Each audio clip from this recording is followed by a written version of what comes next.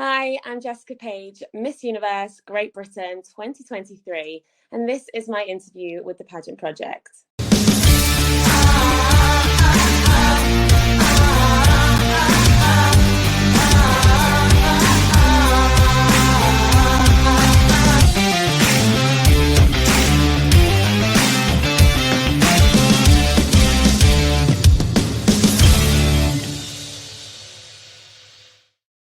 Good morning, everyone. Over in the UK, it's Adrian from the Pageant Project. My special guest for today is Jessica Page, who is Miss Universe Great Britain 2023. Jessica, welcome to the show. How are you?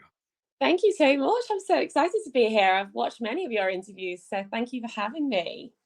You poor thing. There have been more than a few. Guys, if watching at home, I can see a bunch of you tuning in. If you haven't seen any of my interviews before, make sure to leave any questions for Jess in the comments, and I will get them to her so she can answer all of your questions, because I imagine she's quite busy right now preparing for a little pageant known as Miss Universe. My understanding is that it's in November in El Salvador. Is that correct? It certainly is. What a great country. I'm so excited. The final's actually on the 18th of November. So I'm heading out early November. I'm really excited. I've never been to El Salvador before, so I can't wait.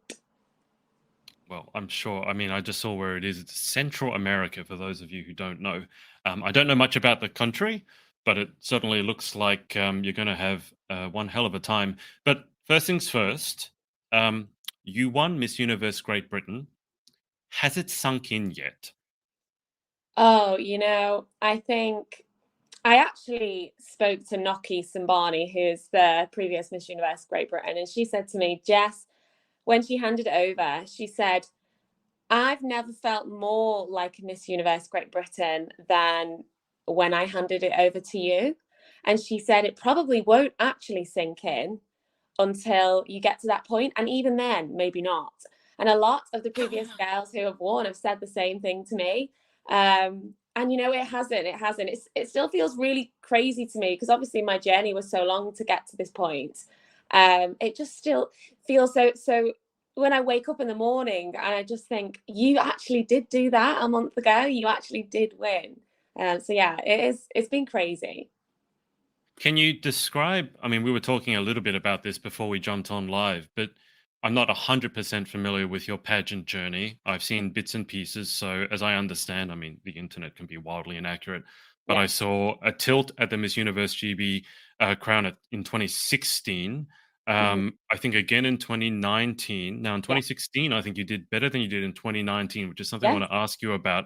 Then you competed again in Miss GB, I think last year, where you came first runner-up to Amy, who I love. I love Amy. But in my mind, first runner-up is the worst position to come because you're that close, but not quite.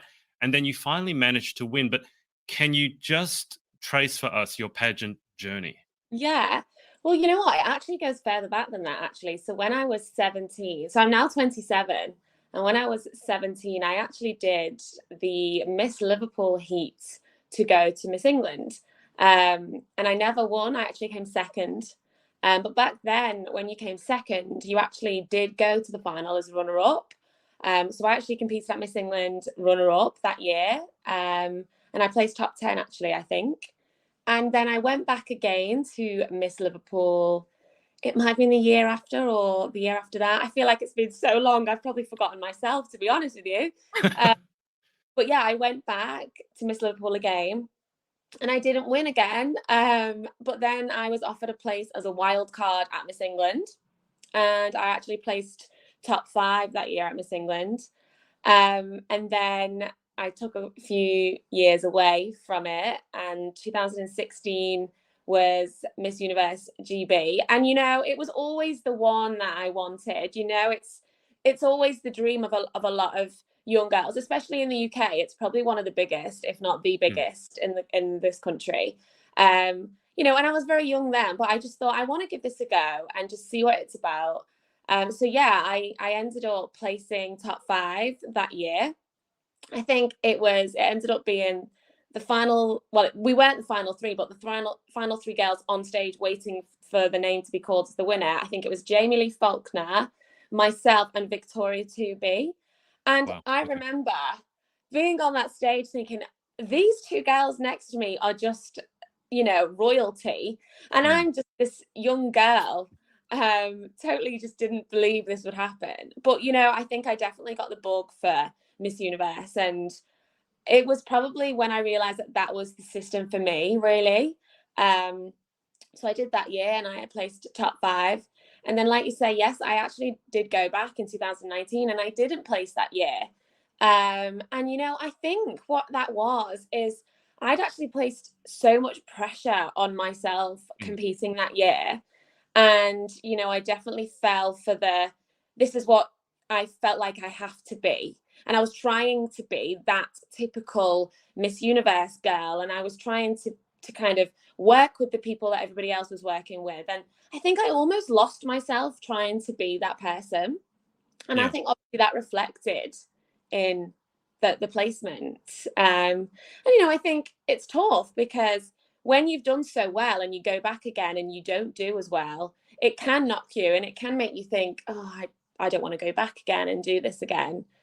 But I think at that point, I remember speaking to the director of Miss Universe Great Britain, Paula, and Mm. Paula doesn't give any results out to any of the girls, but she does, if they ask her for her own personal feedback, she will. And she said to me, you know what, Jess, I think you need to go out there and get some life experience and just go out and learn about yourself and what it is that you give. So I actually ended up leaving that year and I went and did some traveling. I went to do some solo traveling myself. I ended up setting up a business, working my way up in my career. And then when I went to Miss Great Britain the year before last, I definitely felt like I was in a different place. I was a different kind of person, and I think I had a better idea of what it was that I could give back to this industry. And I think obviously placing first runner up is not ideal. Of course not. Getting so close but not getting there is probably worse than not placing at Yep. all. But I'm so glad that I didn't win that, because then I went on and to win Miss Universe Great Britain. So everything happens for a reason. Can I just say how much I love Paula's advice, the director of Miss Oh, Universe GB and Miss World Wales, just because her advice didn't involve going straight back into another pageant. okay. Because one of the pieces of advice that I will take to the grave with me is that the best way to succeed in pageantry is to create an amazing life outside of it. And I'll stick by that Yeah. until the day I die.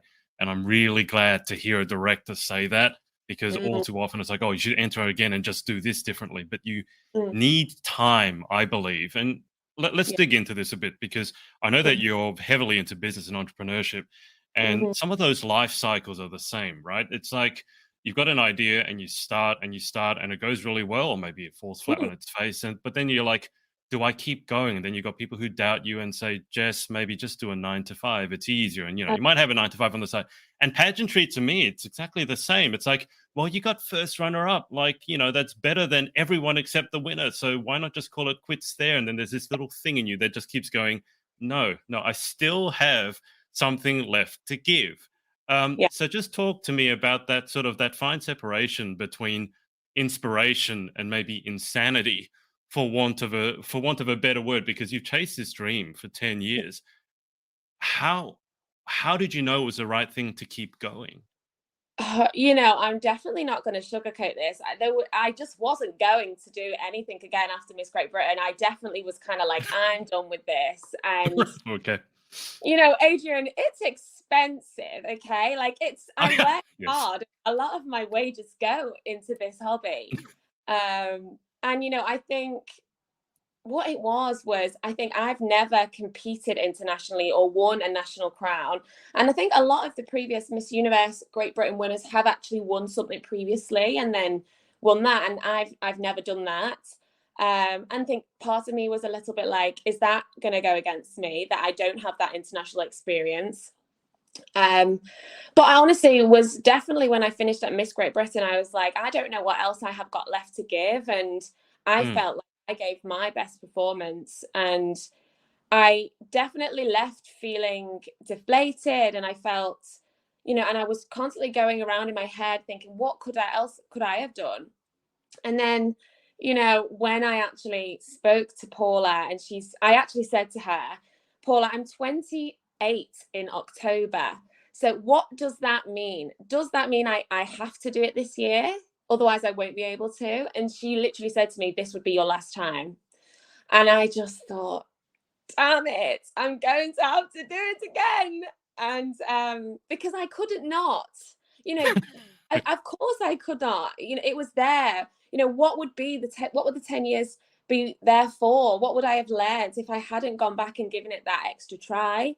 And I think it's just kind of part of my personality, I think, to just be tenacious and be determined. And I think it was about nobody else. It was probably me trying to prove this to myself that I will get to that point. And obviously, I'm very glad that I did go back now. But I think it just requires, if there's something inside of you that says I'm not done, forget what everybody else says. I think a lot of the time your friends and your family who care about you so much will say it's worth the hassle. You did great, like you just said. You placed first runner up. You don't have to prove anything. If you've got something inside of you that wants you to keep going, then listen to that. And that is definitely, like you say, a part of my personality and in everything that I do in my business and in my career as well as pageantry. So, but I definitely think it takes a strong person to come back from those failures and kind of show up again and show your face again and be like, I'm not going to let this affect me, and I'm going to come back again. So, do you think, looking back on it now with the benefit of hindsight, are you grateful that the journey took 10 years rather than one and done? Because talking in terms of your predecessors, so for example, Emma Jenkins, she won Miss Wales previously to holding Miss Universe GB. Jeanette, actually, I think that was her first ever pageant. Bit of an unexpected. Emma Collingridge had represented in Galaxy. Nucky had represented at Miss Grand. And then you come along and, it's not your first pageant, but first chance to represent internationally. But are you grateful now that it took 10 years?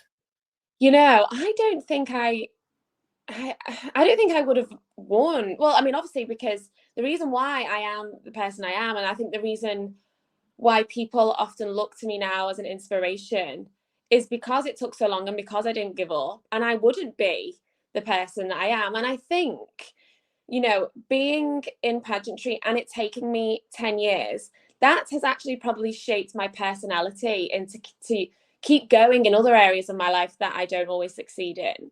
And yeah, I am grateful because I've learned so much and it means more to me now, actually, Adrian. I think winning it really proved to myself that you were right. And if you do work hard enough, it will come. So yeah, I am. It's been an incredible 10 years. So, but now I can relax. Can you describe to me what was the feeling when you realized that you won? Because I think everyone's slightly different, but would you describe it as excitement, relief? Like what was the I mean, if you can remember, some people basically blank out and basically pass out. But I'm fascinated to know, given that your journey, as we've discussed, took a decade, what was the overwhelming or overriding emotion you felt when you realized that you'd won the biggest title in the UK? I think because I'd been stood there twice before, it was never in my mind that it was going to be mine. And I think because I'd probably almost prepared myself for it not to be, I think when they called my name, that was the moment that I'd always wanted. And I've never even won a regional competition, Adrian. I never once won Miss Liverpool. I never once won any kind of regional. So I've never actually had my name called as a winner ever. And obviously, I don't know what that feels like. And I think when they called my name, it was just so surreal. And I mean, you've seen the reaction of me. There's a photo. And I have this really ugly cry face. I'm just like, hang on. All right, so let's do this. I do want to bring this on because I have it specially here. So this is the photo that Jessica is referring to. Now, I love this photo because to me it just shows how much it meant to you.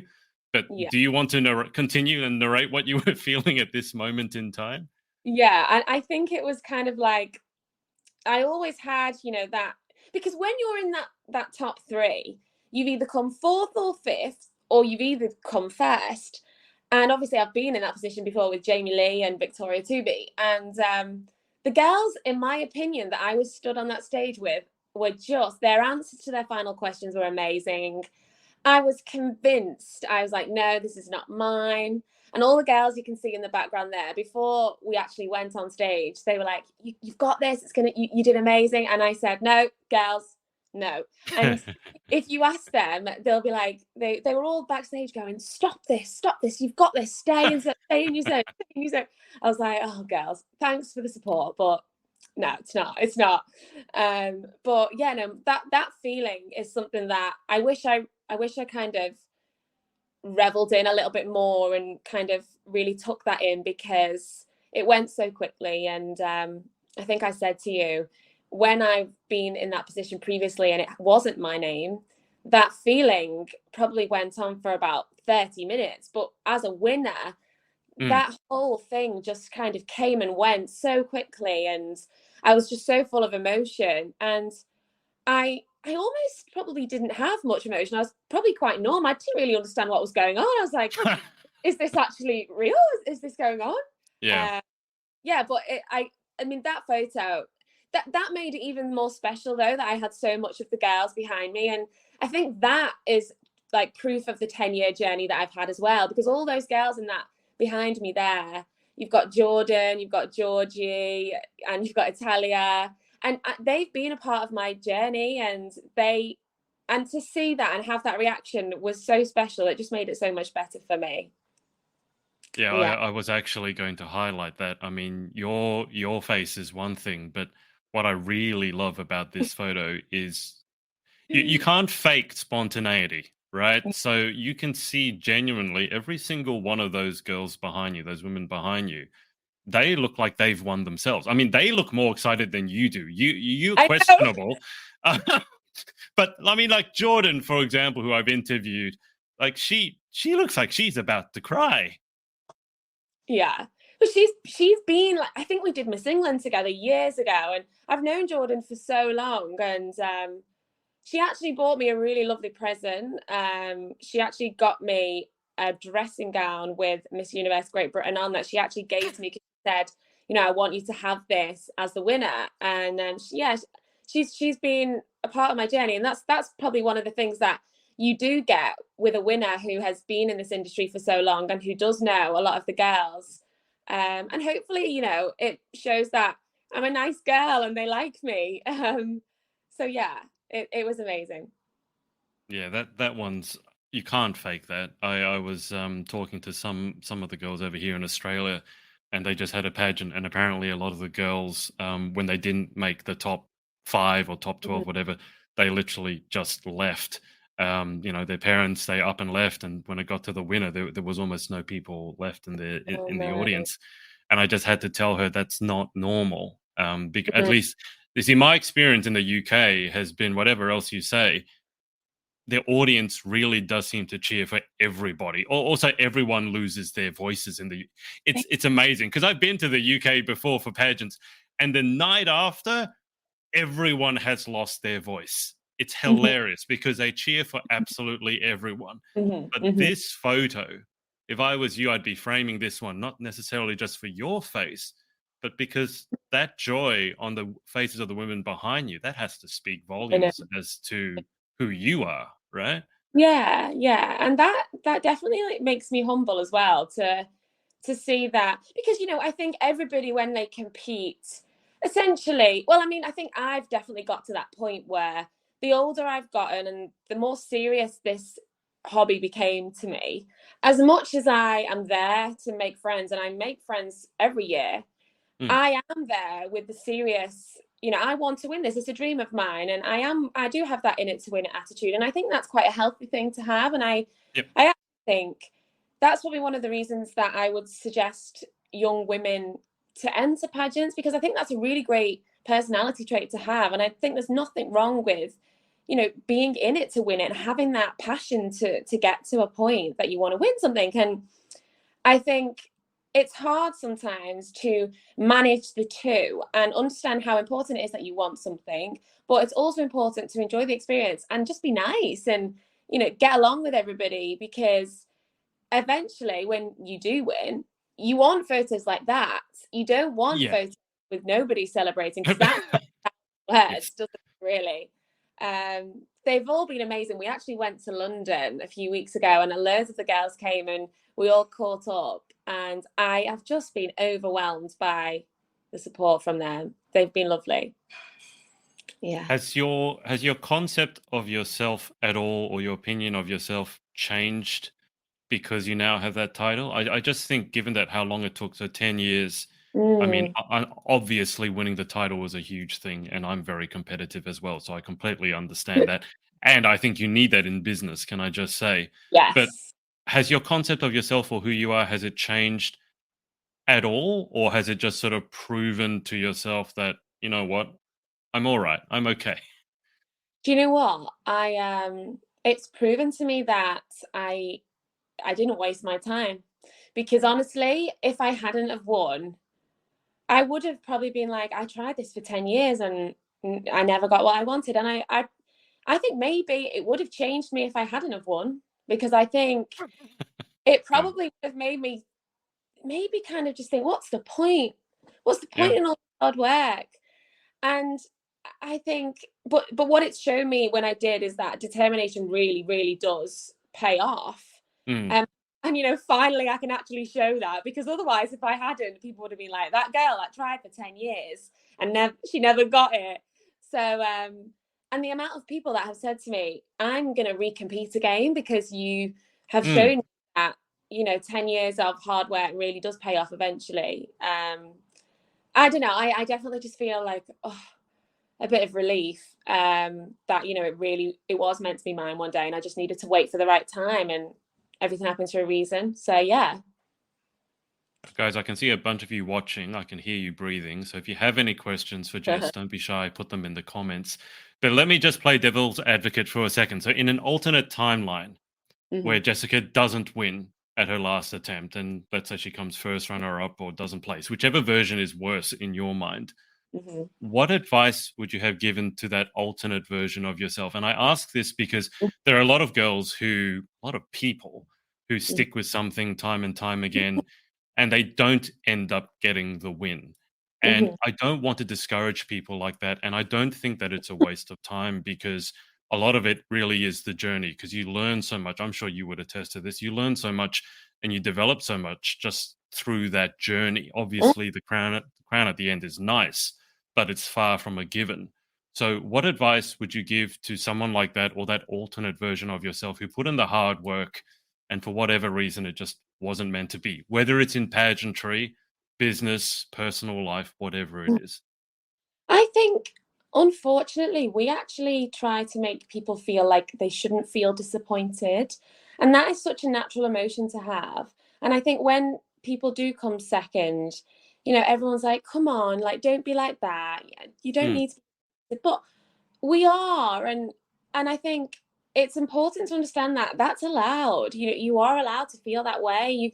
You've put so much effort into something, and it is a natural feeling to feel that way. And if I hadn't won, I think I would have probably felt like I hadn't achieved that dream. And I think that's okay to feel that way. And I think a lot of girls do feel that way. But I think what my personality has shown me is that no matter if I'd have won after 10 years or not, I still did it for 10 years. So that mm, determination inside me is still there no matter what.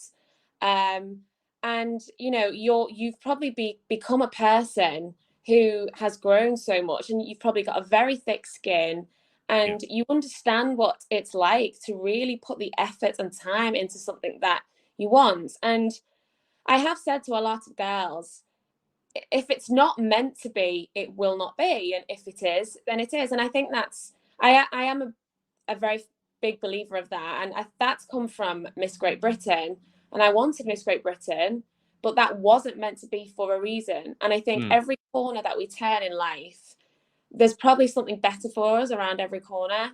And if anyone is going through that experience where they've been in pageantry for a long time and they've not achieved the title that they want, I think something will be around the corner, whether it is pageantry or not. I think you not winning has created a different opportunity or a different path for you. But you know what? It's okay. I think I have felt like I hadn't wanted to compete again, and I felt down, and that feeling is okay. And I think we need to make sure that people understand there's nothing wrong with feeling that way, and you shouldn't feel like you shouldn't tell people that. It's okay to say you're disappointed. And I think when you do finish a pageant, I think we should make it a norm for girls to be like, I am disappointed, because that's okay. And I don't think people should necessarily make you feel bad for feeling that way. I've always kind of been like, if I've ever been with any girls that have been disappointed when I've competed, I've always been like, you know what, let's have a conversation about it, because you're disappointed. I get that. Let's talk about it. You're okay to be disappointed. So yeah, I definitely think I would have carried on that determination in me, but it wouldn't have been easy. I'm not gonna sugarcoat it. No. It wouldn't have been easy, but I definitely think there's something around the corner for everyone. Yeah, it's definitely not easy, but I think it's just part of life. I mean, Oh yeah, even though you've won the big title of your dreams now, it's not like your life's going to be perfect after this. no. And this is why I mentioned earlier about how I think this industry is so great for character building for young women. It's so great, and Mm, it teaches so many traits that you wouldn't get in life. I think competition in general actually does that for you. mm.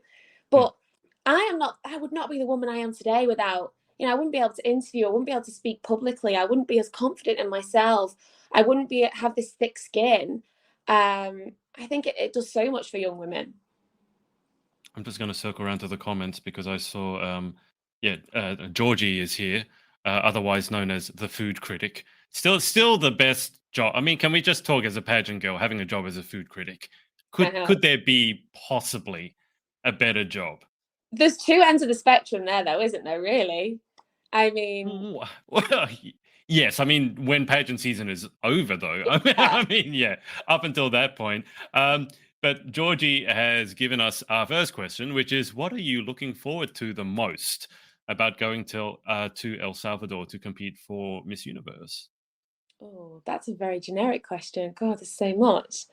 Um, I think for me, a prelims has just always been a dream of mine. Obviously, that's going to be probably the best day whilst I'm there. But I think I just to have the opportunity to represent Great Britain on an international stage is something that I've always dreamed of, and meeting these girls from all over the world and just expanding my network of social knowledge and meeting people and having friends all over the world. Yeah, I think that's what I'm excited about. Also, I think I would love to chat with these girls about their experience of pageantry within their countries, because I'm sure it's very Mm. different. I really am looking forward to speaking to countries such as Philippines and South Africa and Thailand, because it's just a totally different world over there, and I really want to kind of understand their life and their day-to-day life. Let me put it this way to you: they need security guards. I know. It's another world when you go to places like India or Venezuela, and because literally, like, the goal for so many women over there, the life dream is to become a pageant queen, and if you do, that's your life made. Yeah. So it's very difficult coming from the UK or from Australia to even fathom that, because you could win Miss Universe here in Australia, walk down the street, and probably no one would recognize you. Um, that's not the case in those countries, I can assure you. I mean, on that question, on that note, have you now walked down the street since your big win? Has anyone recognized you and stopped you for an autograph, or is that not a Yeah, thing yet? Adrian, I actually took my dad to a concert 2 days after I won, and somebody actually turned around to me and said, Jess, I've been following your journey for 10 years. She's like, you don't even know me, but I'm so happy for you. She'd had a few drinks. She'd, she was Throw a her little, under the bus. yeah, she started to get really emotional. She was like, you don't even know me. You don't even know me, but I just wanted to say, congratulations. I've followed your journey for so many years, and it's so well deserved. And my dad was like, oh, that's my daughter. And honestly, but yeah, no, people don't recognize me when I walk down the street, put it that way. But I'm okay with that. I'm okay with that. But that's got to be a really nice feeling when you have someone like that tell you that, you know, they've been following you, obviously, and they've been watching your journey. That's got to feel good. No, it does. It does. And I think, like I said, I got quite emotional actually the few weeks after winning, because the amount of messages that I had from young women that were just all like, the support was incredible. And you know, there were people that I'd competed with back when I was in Miss England, and they Mm. said, always knew you were going to get to a point like this one day. And there was something about you that I just remembered. And ever since then, I've followed your journey. And it's just, I was very overwhelmed.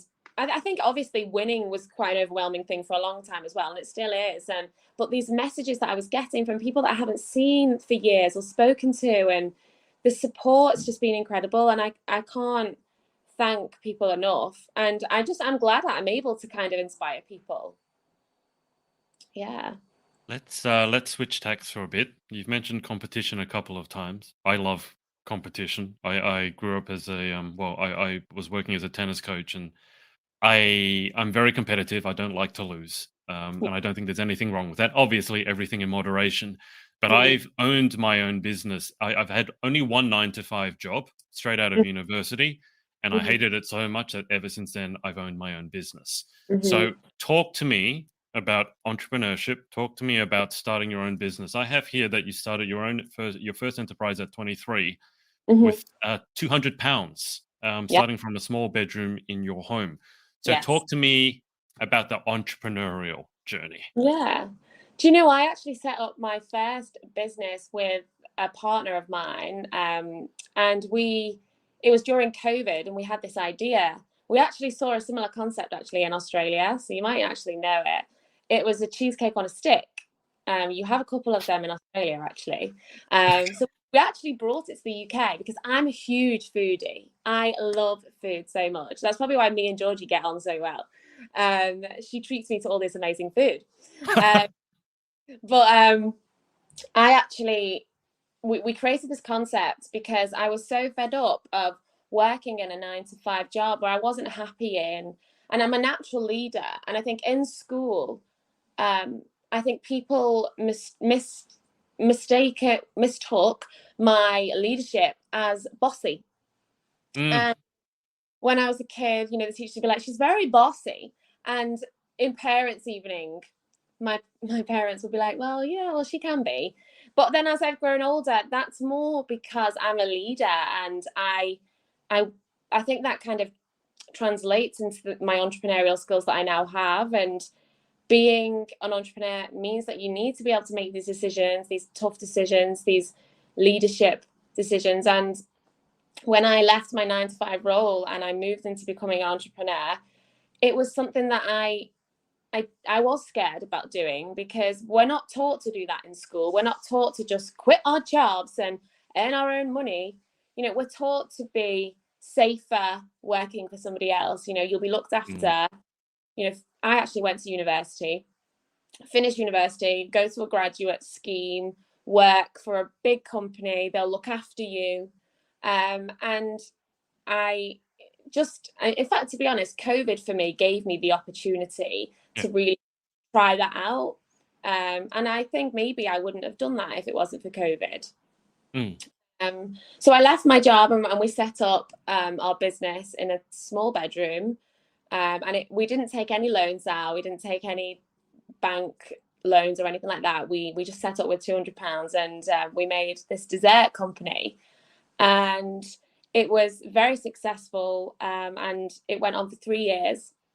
And then after the 3 years, at the start of last year, I decided that I wanted to do something by myself on my own. I didn't want to work in a partnership anymore.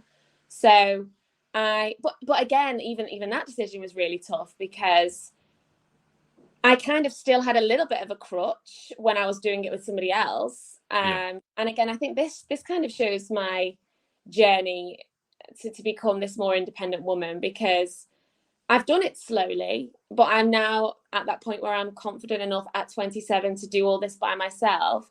Mm, And I now have set up a different dessert concept. and another business. But I spin a lot of plates, Adrian. I feel like a lot of pageant girls do. I feel like we've got our fingers in all these different pies, really. But I think the whole journey to becoming an entrepreneur is kind of what makes me. I kind of get frustrated at the education system sometimes, because when I think about myself as a 15, 16-year-old, I wish they brought out those skills in me back then when I was younger and really understood that this girl wants to work for herself. She clearly has got this entrepreneurial flair inside of her. And I think that's now what encourages me to really speak to young people and kind of recognize those skills that I had and just help them with my own experiences. And I want them to be confident to go out and set their own business up, not be scared to do that. And if I can give them any tips and any tricks to achieving that, then hopefully I can do that with the journey that I've had. And I could talk forever about my business and how I've got to where I am, but I'll be here forever.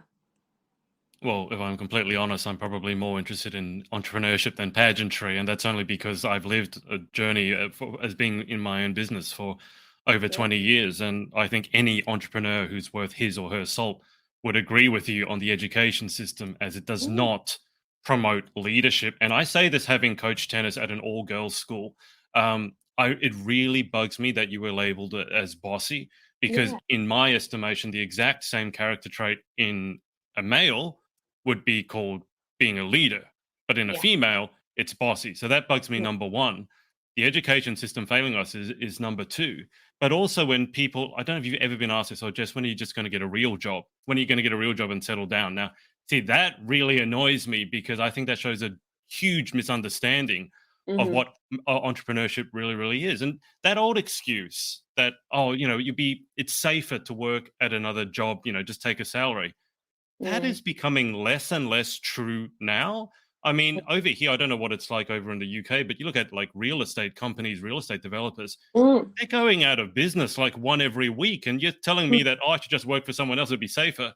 I don't think so, not anymore. And then especially with AI coming in, there's very little thing as job certainty. So does it ever frustrate you? I mean, have you ever been asked, for example, or has it been suggested to you that you should just get a real job? Yeah, I mean, I think the top % of millionaires are entrepreneurs and business owners. And I definitely think that is the foundation to becoming very, very successful. And those personality traits in those top % of earners in the world are those of leaders. And I think at the moment, and I think it's hard, because in order to set your own business up, you need money. And you do need to keep earning. And as you get older, life gets in the way and things are expensive. You have to pay for them. And I think the difference between someone who works for somebody else and an entrepreneur is an entrepreneur will keep going with little money, and they will work on the side because they know that the end goal is to work for themselves, and they will avoid any conversation or any topic around, are you sure you want to do that? Or that might not go to plan, because they most of the time, they're pretty determined to get to where they want to be. But people have said to me, are you sure you want to do this? Are you sure you want to work for yourself? But I think I'm quite lucky. My dad has always had his own businesses. My mom has always worked for another business for 10 years in a row. She's always been committed to a company. And the other side, my dad has had his own businesses. So I've had a little bit of both, really. So when I decided to work for myself, I think I was quite lucky. My parents were very much supportive, because they know my personality and they knew I was going to have to give that a go at some point in my life. Because they were like, right, this is it. She really needs to give this a go, because we can feel it in her bones. Okay. But there were people out there that I think were probably more the older generation of people who said, why does she want to go and set up a company making cakes? And are you sure about this? And I find myself sometimes earlier on in the process, I didn't really want to have conversations about it because I just didn't want to have that negativity in my life, and I just wanted Mm, to surround myself with people who were positive about this business that I was opening. mm. But it's tough because, and I think it also comes from a good place in a lot of people. I Yes, think yes. they just want you to do well, don't they? Yeah, and I mean, they want what's best for you, so they care about you. So it does come from a good place. But when I don't know if this is similar to yourself at all, but when you're starting something new and you've already had your doubts about it and you've done the best you can to mitigate those doubts, the last thing that I feel I need is someone on the outside questioning everything that I've been doing, because it's not like I haven't been questioning that myself. So has that been a struggle for yourself? I mean, you talked about wanting to surround yourself with positivity. For me, it's not just even positivity. It's like I can deal with constructive criticism, but sometimes as an entrepreneur, I feel like the mindset of an entrepreneur is so different to that of a 9 to 5 worker. Like one sees risk as something to avoid at all costs, and the Hmm. entrepreneur sees risk as something to mitigate, not run towards. It's not talking about being an adrenaline junkie, but risk is not a reason not to try. So Hmm. has that been a struggle for you? I mean, does that resonate with you in terms of risk? Are you someone who, you know, risk doesn't turn them off straight away? Hmm. I mean, I think I went from earning a good wage, working in a good job, to risking this idea of working for myself not working. And it, I think that's one of the reasons why a lot of budding entrepreneurs don't actually follow through, is Mm, because they're too high. Um, I actually work with a company, you've probably heard of it in this country. It's called the Prince's Trust, mm, and they actually provide young people with small business loans of around £500 to get started with a business. And I think that those kinds of initiatives allow people to kind of relax a little bit and not feel like they have to quit a job to set something up. And it just gives them a little bit of breathing space. And they've helped me previously with a couple of businesses that I've set up. And I think a lot of people's reservations is it comes from essentially the financial stability that you get from working for yeah, somebody else, and taking that risk, especially if somebody has children or they have a house to pay for. I was quite lucky because I didn't have those things. But this is the exact reason why I'm trying to promote entrepreneurship in young people, because mm, that is when you don't have as much of a risk. It may feel like you do, but you really don't. You're at a prime age and a prime time to be creative and take risks like that. And I think it just requires the right teachings and the right education. And I think one of the things that I'm a big advocate for is having more women entrepreneur role models. mm, I think when I was younger, another reason why I probably didn't go and set my own business up earlier was because there was such lack of young business role models. yeah, And especially female, I actually attend a lot of networking events, and I really do try and put myself out there in terms of business and the industries that I work in. And as much as I am so inspired by these men and women who are 60 years of age, who have been very successful, mm, I want to be speaking to people who are 27 and successful now. And those are the kinds of people that young 16-year-olds in school are going to relate to. They're going to relate to the young, cool guys that just left school, or they took the leap to be an entrepreneur, and it paid off, and they're now very successful. And there's lack of that. And I try my best so much to bring forward these people and put them in front of young people, because those are the people who they really relate to.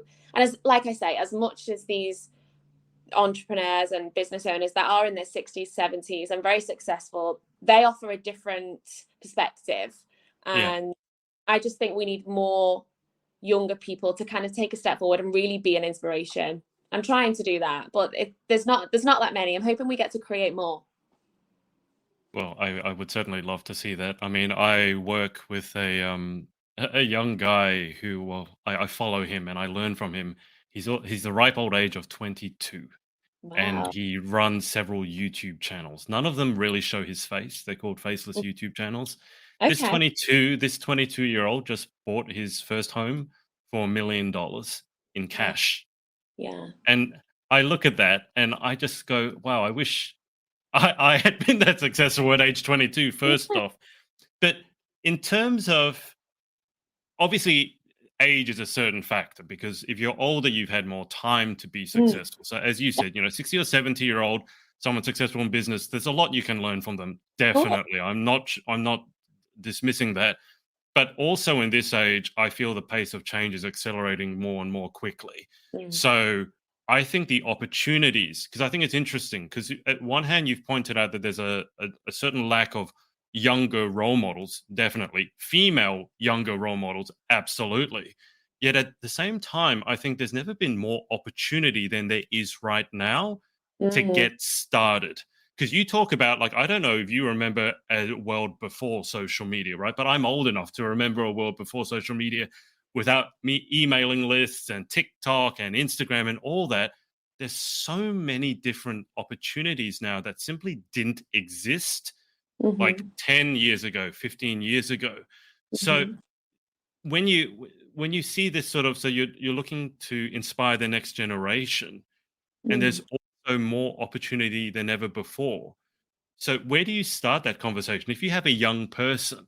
Because a lot of the time I found, like, well, first off, you have to decide, well, what am I going to do as an entrepreneur? And almost always it's like, well, I don't know what I'm going to do. Like, I Mm. can't do anything.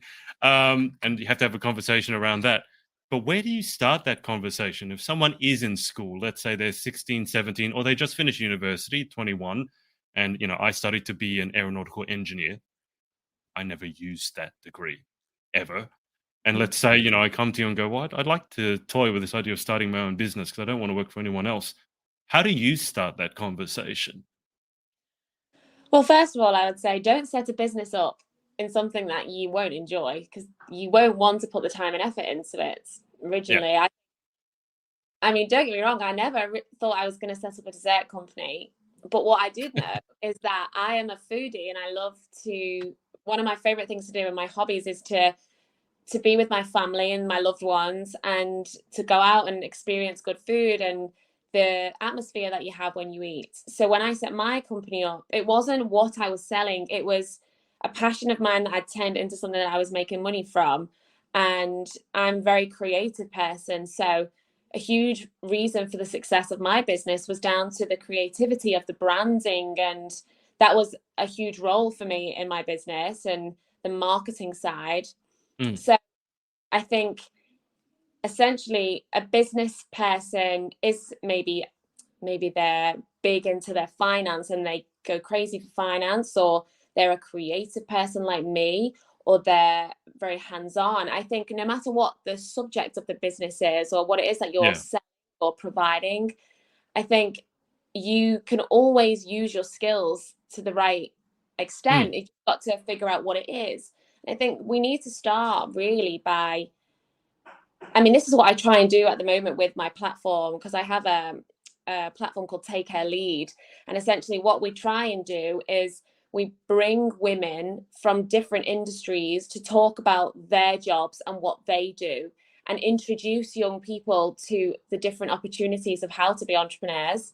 And they will give their own opinions on, and we mm, don't sugarcoat it. We don't, we really do tell them it's, it's tough, but if you've got it, and you'll succeed. And these women will go into these schools and they'll talk to young people about the jobs that they do. And you know what? Most of the time, we get the response of, I didn't even know that was a job. I didn't even yeah. know you could do that. And I think along with that, it's just about the conversations. Like you said, we have a lot of access to social media, podcasts. And I think the more we talk about these things, and because at the end of the day, young people now are spending so much time on social media, they are listening to Mm, podcasts, that's what they do. So that's the perfect way to reach these people, is to kind of just be on their level and talk to these cool entrepreneurs and young people that are really inspiring, and just get the conversations going, because the access to information is just so, it's everywhere. We can get it wherever we need it. yeah. just putting the right people in front of them. So where would you like to see yourself in entrepreneurial terms? Let's say in a year, a few years, 5 years. Do you have like a particular business goal for yourself that you'd like to set up? Is it more involved in inspiring the next generation of entrepreneurs? Is it a bit of both? Is it more than that? I think for me, I essentially would just love to have financial freedom Hmm. and also freedom to work from anywhere in the world and be able to just live a life full of different memories. But my personality has taught me that I won't stop there. And I will just probably keep going because I always want to achieve something more.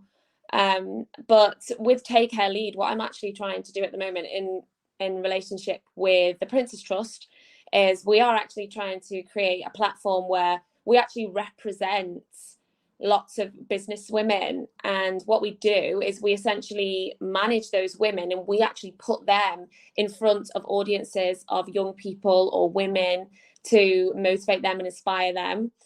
So that's a platform that I'm trying to set up. So yeah, I mean, being able to kind of inspire people and help other women get in front of the young generation, that is essentially what I would love to do, alongside that financial freedom and ability to be able to travel the world. That would be the dream. But like I said, I'm sure I will never stop there and I'm sure I'll keep going. And that's what Pageant's told me for 10 years, to not give up and achieve more and keep going.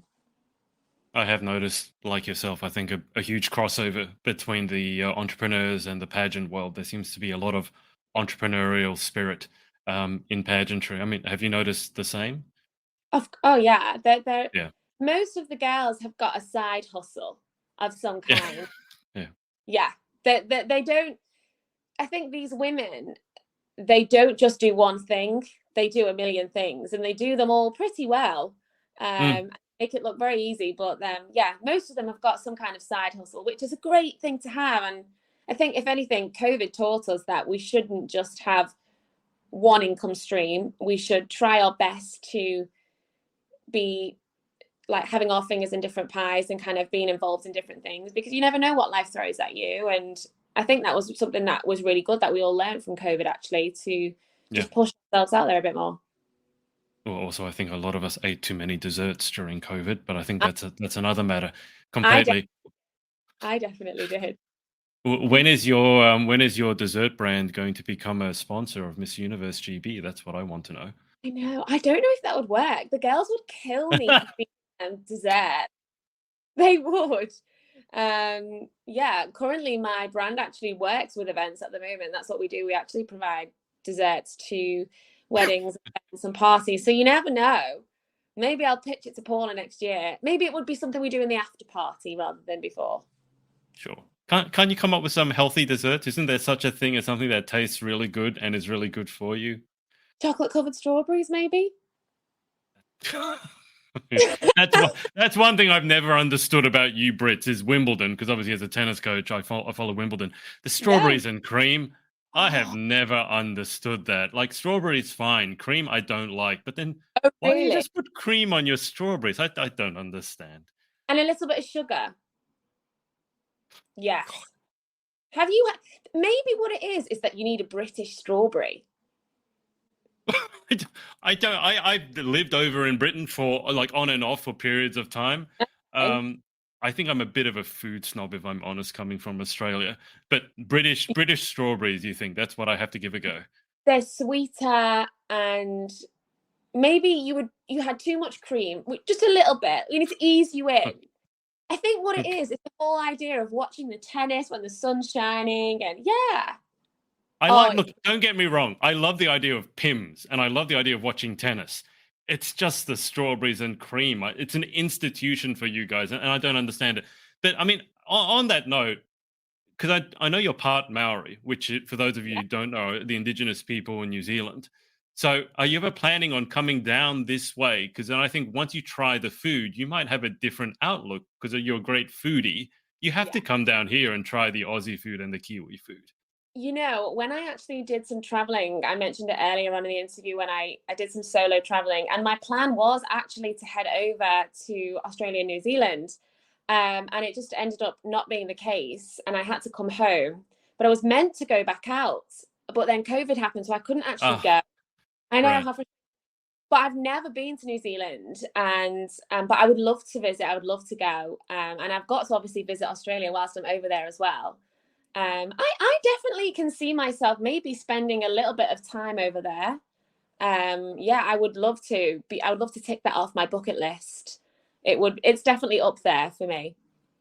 I will tell you because when Emma Collingridge, obviously one of your predecessors, she came over to visit Australia just before COVID hit, actually, and Yeah, she stayed with me for a couple of months, yeah, and I had to kick her out of Australia by the end of it. There's something about you Brits coming over here, and I don't yeah, know if it's the sun, what a concept, the food, or the people, but there's just something that's very addictive to you guys. So I think if you came over to Australia, come during the summer, you could work on your tan, have endless yeah, amount. Because the other thing with Emma was that she's very picky food. Like the only thing she would eat is chicken and sweet corn, which to me is such a it's like, come on, you got surrounded by endless seafood, endless fresh yeah, produce, berries, vegetables, you name it, you got it. yeah, Amazing coffee, amazing tea, and here she is. She can only eat chicken and sweet corn. But if you're a foodie and you yeah. love the outdoors, you have to come over here. And you're part Maori. You have to visit your I know. heritage, right? I know. I've heard that you've got really good sushi as well. That is actually, see, I didn't mention it only because some people are queasy at the thought of raw fish. But the sushi here, put Yeah. it this way, the Japanese get their fish from us. That Yes. has to tell you something. Yeah. There are like 3 sushi bars, no joke, within 10 minutes walk of where I live, and every one of them would probably be better than most of the ones I tried in the UK or even America. Adrian, I'm telling you, I could probably say there's probably one or two in the whole of my city. We just don't do it very well. No. No, I love you guys. I love the Brits, but food is not. I don't go to the UK for food. And sushi is because you can't have sushi unless it's really fresh. Yeah. So that's the But big thing over here. you must have had fish and chips. I went, God forbid, I think I was in Swansea. And every time I think of this, I feel like I'm insulting all the people who I know come from Wales. But I think it was literally called World's Best Fish and Chips Shop. Okay. And as an Australian, I just thought, okay, you said though that's a big claim. Like the name of the business, like was World's Best Fish and Chips or something like that. And I went in. So okay, you got the newspaper, that old-fashioned newspaper. But I was like, no, no, just not even close. Okay. What Uh, about a roast dinner? I don't like Yorkshire puddings. Oh no. I don't understand Yorkshire puddings. It's just fried batter and you pour gravy over it. I Yeah. love roasts. Don't get me wrong. I'm a big foodie as well, and I just got a meat thermometer the other day and a Dutch oven. And I've been doing all these experiments, but I don't understand Yorkshire puddings. And again, sorry, I know I've offended like 99% of Brits You out have there. where you have. And then the desserts like the Eton mess and all Oh, these. strawberries You and cream. you have so many dishes that have weird names as well, We like do. Eton mess, and Yeah, I don't know, but but if that you're a comes from, foodie, well, that actually comes from in London. Eton is a school, and that's what they used yeah, to say them there. Yeah. I got that part, but I didn't understand how that corresponded to what arrived in my bowl. I was like, I get Eton mess, but that I hope that's not from Eton. I hope It, your room doesn't look like that. it's a bit of a mishmash, isn't it? It's probably a lazy way of creating a dessert. Okay, I'd go with that. I'd Yeah, go with that. but it tastes That's good. Well, it does for us Brits anyway. I I will tell you, like all the times I've been taken out by my British friends, and they're like, oh, you got to try this, like chocolate oranges and like the fish and chips, and then like I tried a coronation chicken sandwich when I was over last time in the UK. I actually quite enjoyed that, but Yeah. I felt guilty about saying that because people are like, oh, that's junk food, that's cheap food. It's like, well, actually, it's probably the nicest thing I've had whilst I'm here. But if you're a foodie, you have to. I mean, Yeah. and New Zealand. Can we talk about New Zealand is the prettiest country Hmm. on earth. Yeah. Where do you trace your Maori heritage back to? We're a little bit all over the place, to be honest. Wellington, and a little bit further down. It's one of them. I think we have quite distant relatives there that we could probably reach out to, and I could probably Mm. visit. It was actually my granddad. My granddad actually met. He was in the Navy for New Zealand, and he met my nan. Mhm. And they ended up moving to Liverpool. Why did they move to Liverpool? They should have moved to New Zealand Or Australia. Why or on earth did you Australia. move to Liverpool? Oh, no offense to everyone living in Liverpool. Have you ever been to Liverpool? I think so. When I went through a little tour through the UK, so I went through a few cities. So I think I was in Liverpool for a day or so. There's lots to do here. I love it. So next time, I feel like you need a better experience. You need a better tour guide. Okay, but you know what? That's what everyone says when I bring up the UK. Everyone says you haven't been to the right place yet. I'm like, how many times do I have to go before someone shows? And the thing is, like, very seriously, as an Australian, I love the sun. I love being outdoors, tennis Yeah. coach, and I didn't really think that seasonal affective depression was a thing. But when I went over to the UK and I had to live indoors throughout a UK winter, I Yeah. have never been more miserable in my life, Yeah. Jess. It was just terrible. Yeah. Well, I'm lucky because this winter I'm going to be in El Salvador. So Well, hopefully I won't get any of that this year, which is wonderful. that's best reason to enter pageantry is to travel Yeah. somewhere sunnier. But Avoid avoid if you seasonal depression. that's true. But if you end up coming down this way, just know that New Zealand and Australia, they're about like an hour and a half or 2 hours by flight away from one another. They're extremely close. So you Mm, could easily do, if you wanted to, well, most people want to see the east coast of Australia. So it's Sydney, Melbourne, etc. And then it's a very quick flight between Melbourne and New Zealand for sure. And then New Zealand, Wellington, I believe, is on the North Island. You've got two islands. The South Island is where most of the tourists go. That's where mhm. Lord of the Rings was shot, and you can go like Yeah, Queenstown, jet boating, all that crazy stuff, and that's great fun. Go skiing as well, yeah. um, Well, and drink. yeah, I actually have my scuba diving license, and obviously that's the place to go and to do it. So I would love to do that. Well, one of my best friends over here, she's a certified scuba diver, so she Wow. could take you around. She could take you around, certainly around here. So you'd be set, and then you just have to deal with the really friendly people, the best wine and coffee in the world, and amazing food. I Well, mean, you know what? It all adds up because actually my favorite wine to drink is a Marlborough Sauvignon there you go. Blanc. I'm exactly the same. That all I know when it comes, because I never used to be able to drink white wine. It would always Yeah. give me a headache until I literally tried Marlborough Sauvignon Blanc from New Zealand, and it's like this one didn't give me a headache. So now the only white wine I'll have, I'll ask for a Marlborough Sauvignon Blanc from Marlborough every Yeah. time. Like your side of That's so the world weird. just calling me. You're giving me even more reasons to visit. I'm trying to make you jealous, if I'm if I'm honest. I'm just putting in a plug for Australia. I mean, I was talking to some people here because there's a tourism pageant, and I was like, Big Miss Tourism Australia, it's probably the easiest job in the world. I mean, how hard is it to convince people I know. to come here? Yeah. Honestly, if you don't Yeah. want to come here, you just hate traveling. But like, if you like sushi, you Yes. you don't eat for a month before you come here. Okay. You can eat yourself silly. Sushi is one of probably the best things we do here, as well as really fresh like beef, lamb, like it's in New Mhm. Zealand as well. And like it's so fresh. When I go Mm. overseas, I just like, oh, I miss home. But I have yeah. family on the coast, so I Oh wow. Okay. come over, don't I? What are you waiting for then? I know. I'm just so busy, you know. I'm so busy recently. I don't have any time. So maybe once everything calm down, I'll make a trip. Well, I mean, after Miss Universe, you might need a holiday. I So will. and that would be our summer, by the way. And we're supposed to be having a very warm summer, just so you know. I'm not And sure. I'm really, really looking forward to that because I do not like the rain. I know we need it, but I hate it. And we're supposed to be having a really hot summer. And I'm like, yes. But So, how hot are you talking though? oh, well, you Brits, you spontaneously combust as soon as it goes over 20. So, you know, you'll Listen, probably turn lobster. I'm Maori, so I'm different. I'm different. Are you sure? This is a natural tan. That's impressive. Okay, Yeah. because when Emma was over here, she was so proud of the tan that she thought she put on, and then she sat next to me. We were doing a live, and she looked like Casper the Ghost. She looked like my my one, and she was like, "I promise I'm more tan than this. He just makes me look pale." It's like, I don't make you look pale. You are pale.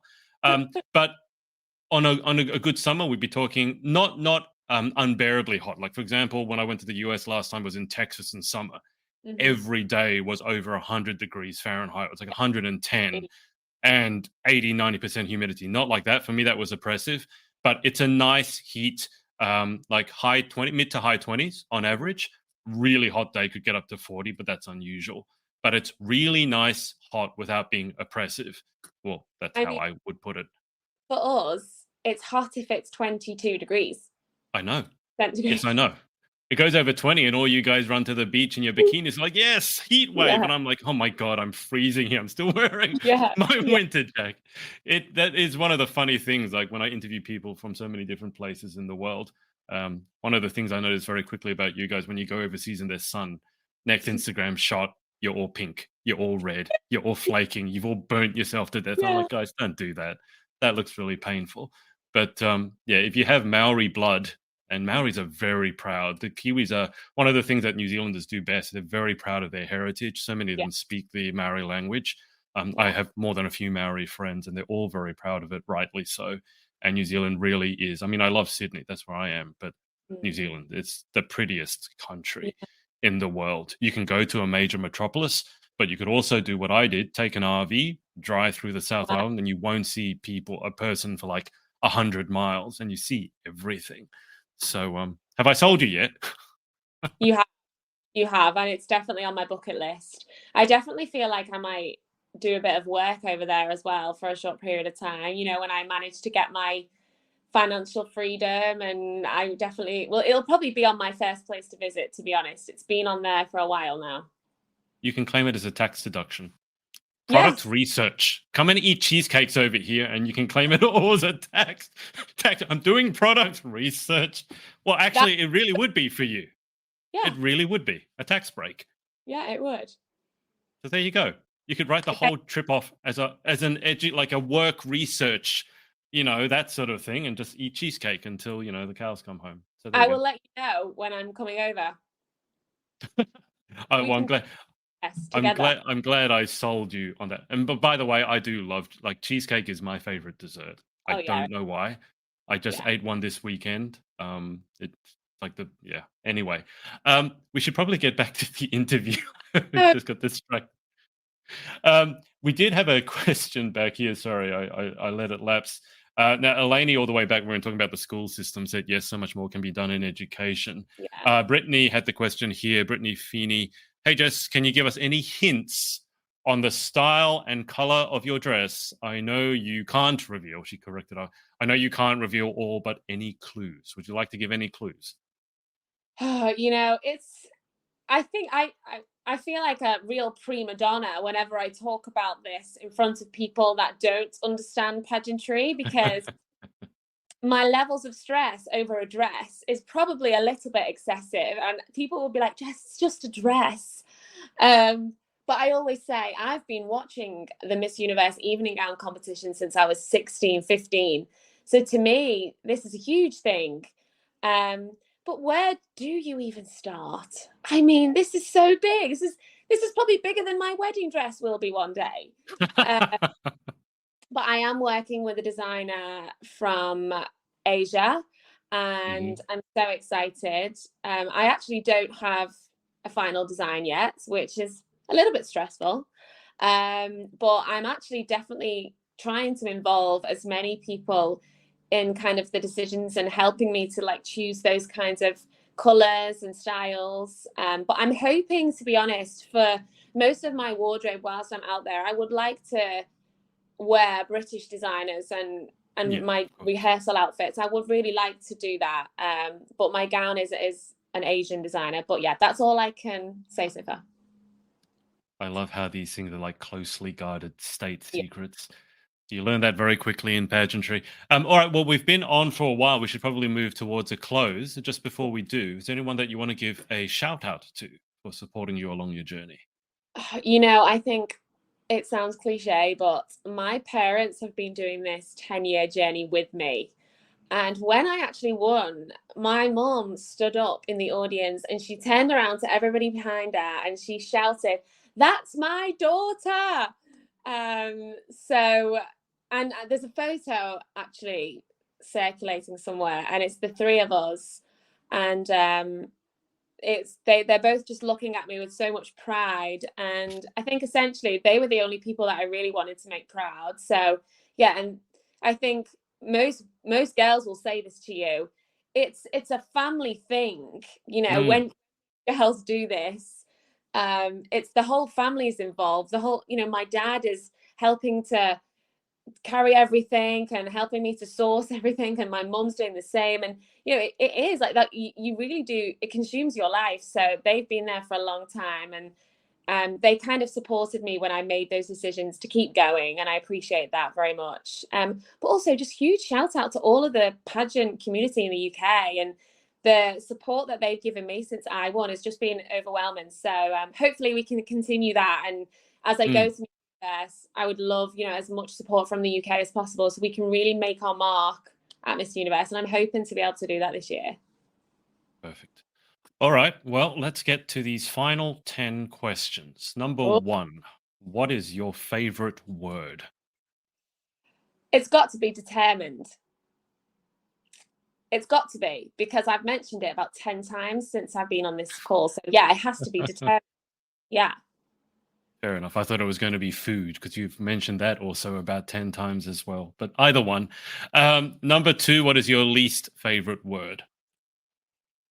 Do you know what? It's got to be a word. It's called, it's a flump. It's a marshmallow in the UK. That Flump. is my least favorite word. That sounds like what the sound a marshmallow makes when you drop it on the floor. Flump. Well, it It it sounds is so disappointing. Flump. yeah, but it is actually a brand. It's a marshmallow in the UK. It's called a flump, and it's a bit. I'm not a fan. That is a first answer. That's the first time I've been given that as an answer to any question, I assure you. Number three, in life, what gets you excited or what turns you on? Do you know what? What gets me excited is travel. I love traveling and being able to see the world, visiting new countries. That is definitely a passion of mine. Yeah. What about what turns you off? Bad food. Bad food turns me off. Yeah, that ruins my day, ruins my night.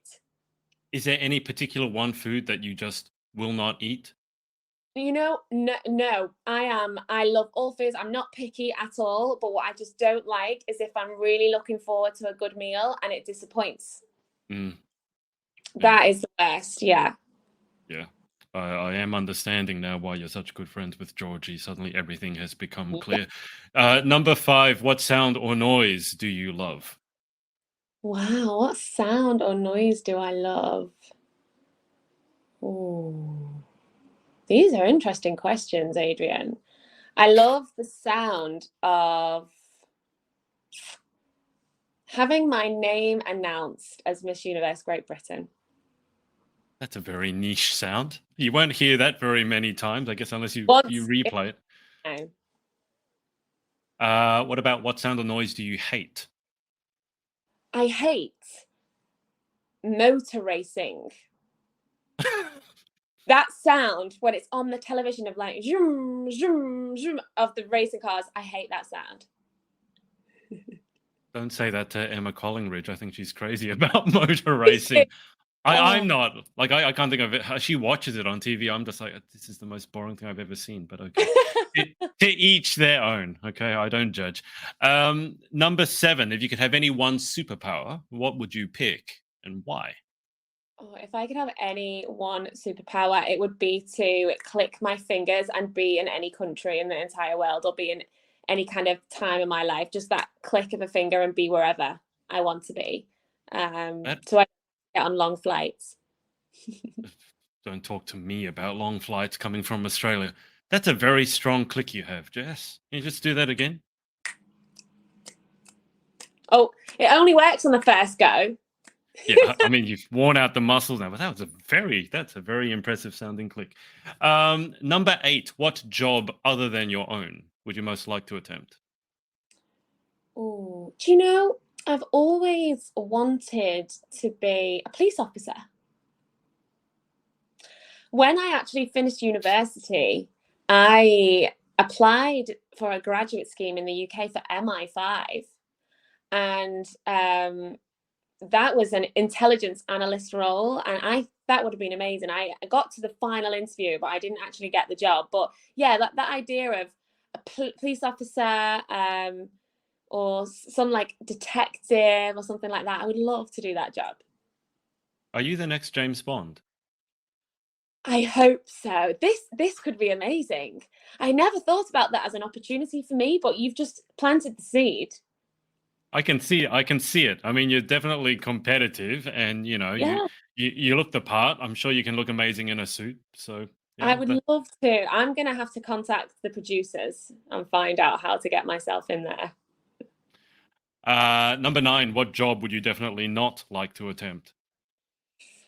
What job would I definitely not like to attempt? I think it's an emergency services role again. I think a firefighter has a very, very hard job, and I don't think they get enough credit. They definitely put themselves under a lot of dangerous situations, and they have to carry a lot of heavy equipment. So yeah, it would probably be that job. That's so funny because literally the last person I interviewed before yourself is a firefighter.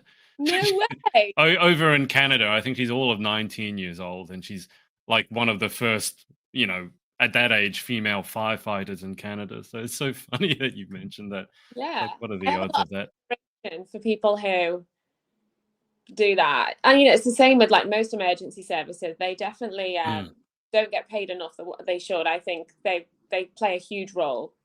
But yeah, Yeah. that is be a tough job. Yeah. Well, she was in the armed forces before that, Yeah. so she knows a thing or two about tough jobs. Final question: if heaven exists, what would you like to hear God say when you arrive at the pearly gates? I would like to hear him say, "You did a great job, and you left a legacy that people will remember, and you did a good job in inspiring the people who you left behind." Yeah. Perfect. Well, Jess, it's been a pleasure. Thank you so much for coming on. Thank you. Thanks for having me. We've had a great conversation. I can't wait to come over and see you in Australia soon. I will get the sushi ready. Yes. I will keep you on the line for just a sec whilst I hang up with the audience. But thanks to everyone for watching, and we will speak to you next time. Bye for now. Thank you so much. Hey, thanks so much for watching. Sorority Access is now open. So if you'd like to join an amazing group of women and learn how to be the most powerful, confident, and impactful queen possible, head to thepageantsorority.com. I'll see you there and see you in the next video.